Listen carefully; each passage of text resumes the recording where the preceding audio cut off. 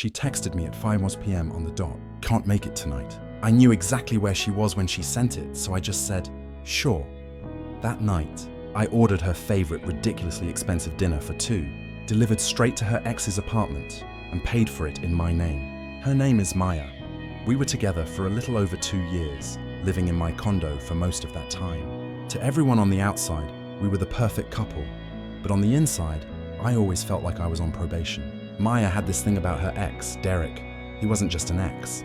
He was a character in the ongoing story of her life, the one who got away, but was now her best friend. I'm not an idiot. I told her from the beginning that I wasn't okay with it. We had the fight, the big one. She cried, accused me of being insecure and controlling, and swore on everything holy that their relationship was purely platonic. She said I had to trust her. Like a fool, I gave in. But on one condition, I wanted complete transparency. No secret phone calls. No, we just ran into each other nonsense. She agreed. For a while, it seemed to work. He was a ghost in the background. But in the last few months, the ghost started to feel a lot more solid. She'd be on her phone smiling at a text, and when I'd asked who it was, she'd say, just my mom.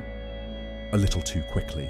She started having emergencies that required her to cancel our plans at the last minute. A friend's car broke down. A coworker needed help with a project. The excuses were always just believable enough to make me feel like a jerk for doubting them. The final nail in the coffin of my trust came about a month ago. We have one of those shared family accounts for our phones, something we set up for the data plan. I was on the website paying the bill, and I noticed an option to manage location settings for the devices on the account. On a whim, I turned on location sharing for her phone just to see. I told myself it was for emergencies, but I knew deep down I was looking for a lie. I didn't have to look for long. The very next week, she told me she was going to a late-night yoga class. I checked the location. She was at a wine bar on the other side of town. The next time, she was having a girls' night at her friend Sarah's place. The little dot on the map told me she was in a neighborhood 10 miles away from Sarah's, in a condo complex where I knew Derek lived. I didn't say anything. I just watched, collected the data, and felt a cold, hard knot tightening in my stomach. She wasn't just lying. She was doing it effortlessly. I was just the guy who paid the bills and kept her life comfortable while she test drove her old one. Last night was our anniversary. Not the date we met, but the date we moved in together. I had made reservations weeks in advance at a high-end sushi restaurant, the kind of place you have to book a month out. It was her favorite. She had been talking about it all week. At 5:10 p.m., just as I was getting ready to leave work, my phone buzzed. It was her. Hey, so sorry. My boss just dropped a huge deadline on me. I'm going to be stuck at the office all night. Can't make it tonight. We'll celebrate this weekend, I promise. I opened the location app. The little blue dot that represented her was not at her office building. It was sitting right on top of Derek's condo, and it had been there since she'd left for work that morning. The lie was so blatant, so disrespectful, that I didn't even feel angry. I just felt a profound chilling clarity. This was it, the end. But it wasn't going to be a screaming match. It was going to be quiet, precise, and unforgettable. I texted her back one word. Sure. I went home to my empty condo. I sat on the couch for a long time just thinking. I thought about the 2 years I had invested, the trust I had given, the future I had thought we were building, and I thought about how to end it. I could have just packed her bags and left them by the door, but that wasn't enough. She needed to be exposed. She needed to be caught in the act, not by me, but by her own choices. I picked up my phone and opened the food delivery app. I found the sushi restaurant, the one we were supposed to go to. I ordered their most expensive omakase platter for two. It came with premium sake. The total was obscene, well over $300. I put in the delivery address, Derek's condo. I knew the exact address and unit number from my quiet research. Then in the delivery instructions, I added a note. Please make sure the recipient knows this is from Ben. It's for our anniversary. I put my name, Ben, on the order and paid for it with our joint credit card, the one I knew she got notifications for. I sat back and waited. I imagined the scene. The doorbell rings. She opens it, expecting Derek's takeout. Instead, she finds a delivery guy holding a giant, elaborate bag of the best sushi in the city. She's confused. Then, the delivery guy reads the name off the bag. My name. The look on her face when she realized what I had done, that I knew where she was, that I had just paid for her and her ex-boyfriend's romantic anniversary dinner. That was the revenge. It wasn't loud. It was a quiet, perfectly aimed shot that would detonate her entire world. About 45 minutes later, my phone started to explode. First, a notification from the credit card app confirming the charge. Then the call started, first from her. I ignored it. Then from a number I didn't recognize. I ignored that too. Then a text from her. How could you? I didn't reply. Another text. You're a psycho. Are you stalking me? I still didn't reply. Then the final desperate barrage. We need to talk. Please answer the phone. It's not what you think. I just turned my phone on silent. I knew she'd be home eventually. The quiet condo, once a symbol of our life together, now felt like a fortress. My fortress, and she was about to find out that she was no longer welcome inside. She showed up around 11 p.m. I watched on my doorbell camera as she fumbled with her key, her hands shaking. She must have known what was coming. The door opened, and she stood there looking at me sitting on the couch. We need to talk, she said. No, we don't, I said calmly. I think the sushi said everything that needed to be said. You had no right, she screamed. You embarrassed me in front of Derek. He thinks you're a crazy, jealous monster. Does he? I asked. Or does he finally realize that the woman he's sleeping with has a live-in boyfriend who just bought them dinner? I'm sure that was an interesting conversation for you two. Her face crumpled. The anger was just a cover for her panic. It was a mistake, she whimpered, the tears starting to flow. I was confused. Derek and I, we have history. I was going to tell you. No, you weren't, I said, standing up. You were going to keep lying, keep living your double life, and keep using my home and my money as your safety net. That's over. Your things are in the spare room. They're not packed. I'm not doing that for you. You have until noon tomorrow to get every single item that belongs to you out of this condo. If it's still here at 12:01, it's going in the dumpster. She just stared at me, her mouth hanging open. You can't just kick me out. I live here. No, you don't. I said, your name isn't on the lease. You've been a guest here for 2 years, and you have officially overstayed your welcome. The next morning was a tense, miserable circus. She didn't have anywhere to go, so she had called her parents. They showed up around 10 a.m. and they were not happy. Her father, a big, imposing man who had always been friendly to me, looked at me with pure disdain. Her mother immediately started in on me. I cannot believe you would treat our daughter this way, she said. After everything she's done for you, turning this sterile apartment into a home. I just looked at her. With all due respect, your daughter has been lying to me and cheating on me with her ex-boyfriend for months. I just bought them a $300 anniversary dinner at his apartment last night. You should be more concerned about her choices than my reaction to them.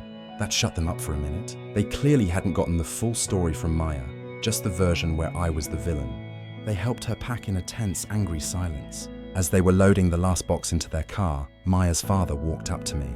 You'll regret this, son, he said. She's the best thing that ever happened to you. I just shook my head. No, sir. Getting rid of her is. After they were gone, the first thing I did was go through every account I had. I closed our joint credit card. I removed her as an authorized user on my others. I changed every password to every account we had ever shared. Then I went to the bank and cleaned out our joint savings account, which was mostly my money anyway, and moved it into a new private account. The silence that followed was a relief, but I knew it was just the calm before the storm. The storm arrived 2 days later, not from Maya, but from Derek. He showed up at my condo unannounced on a Sunday afternoon. I saw him on the doorbell camera before he even buzzed. He looked furious. I let him stew on my doorstep for a minute before I answered. We need to talk, he said, trying to push past me into my home. I blocked the doorway. No, we don't. You and I have nothing to talk about, I told him. You blew up my life, man, he said, his voice shaking with anger. You think that was funny, sending that dinner? Do you have any idea what you've done?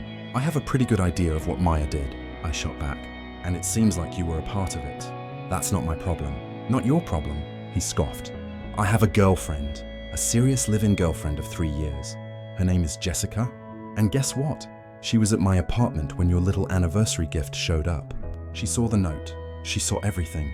I'll admit, I hadn't seen that coming. I thought Derek was just a single guy playing the field. The idea that he was in his own long-term relationship made Mia's actions even more despicable. So you're both cheaters, I said again.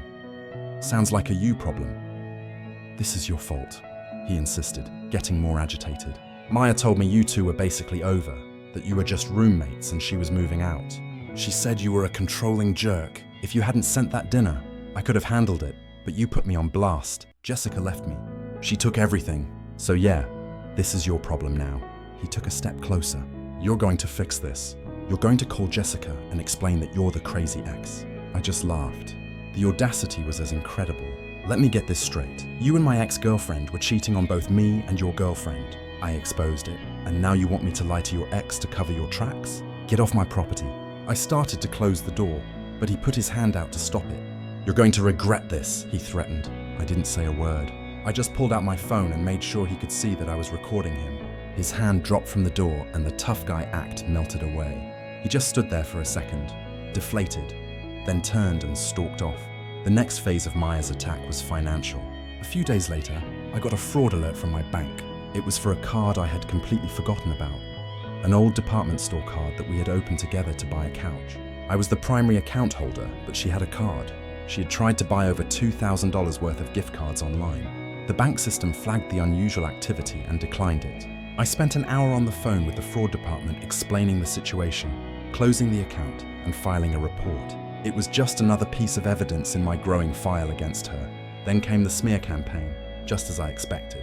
But this time, it had a new twist. It wasn't just me being portrayed as the crazy, jealous ex-Derek, in an attempt to win back his own girlfriend, had apparently joined forces with Maya. The story they were telling was that I was a violent stalker who had been harassing them both for months, and that the sushi delivery was just the latest in a long line of unhinged acts. It might have worked if not for an unexpected email I received a week later. The sender was Jessica, Derek's ex-girlfriend. She said she had gotten my email address from a mutual acquaintance who had heard the rumors and thought I deserved to know the truth. She wanted to meet. We met for coffee the next day.